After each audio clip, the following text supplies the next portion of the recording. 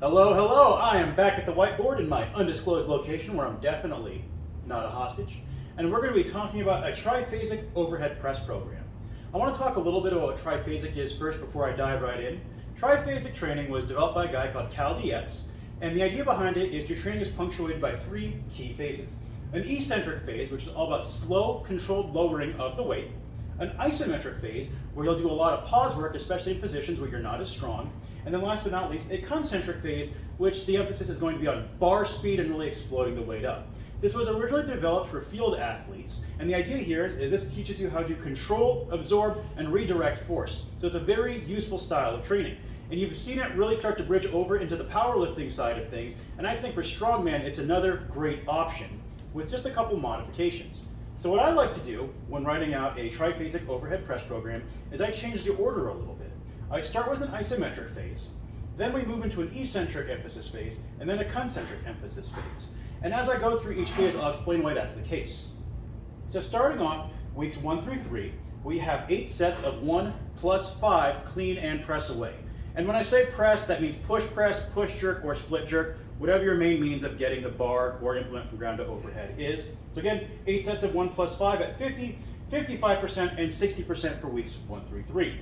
And what you're gonna do here is on these reps, you're gonna have a pause both on the dip for your leg drive, as well as in the catch phase of your overhead. So for example, if you push jerk, you're gonna come down, 1, 1, boom.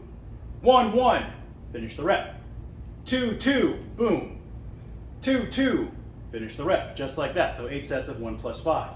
And the reason I'm starting with an isometric phase is this is going to get you more time and familiarity with your rack position, as well as how low your dip should be on your push press of choice. A lot of athletes struggle with this. And then in turn, if you are someone who jerks, this gets you plenty of time in that catch and recovery phase. That way you're not missing repetitions.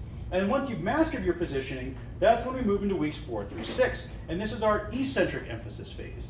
And instead of doing a slow eccentric, what I like to do is I have what are called reactive reps programmed. And if you do CrossFit, these are also known as barbell cycling, such that you come down with your implement, and as you catch it, you use that to power the next rep. Now, the reason I consider this an eccentric emphasis phase is the emphasis is on the eccentric and creating a very clean and efficient bar path. That way you're not wasting energy trying to recover the implement coming down. Now that you've mastered your position to get the weight overhead, we're going to master your angles to bring it back down in weeks 4 through 6. And you're going to do 10 sets of 1 clean and 4 reactive reps at 65, 70, and 75%.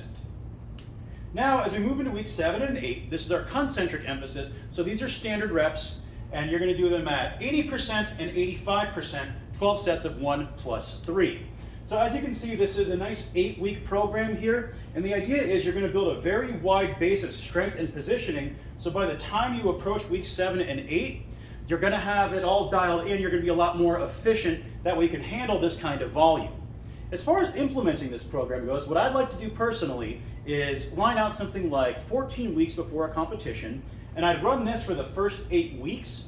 And then from there, depending on whether it's a 4 reps or a max weight event, I'd move into a more specific peaking phase. Because regardless of it's a 1 RM or high rep event, what this is going to do is help build a base of technique, precision, and really getting your formatting down in such a way that you're able to specialize a little bit more down the road. Anyways, this is just a really good sample of how I would implement triphasic for the overhead press. Hopefully you found it useful. And if you have any other questions, please don't hesitate to ask. And I'll actually create a nice little infographic for this program, which will be available on my Instagram, which is amplified.training. And until next time, I'll catch you later.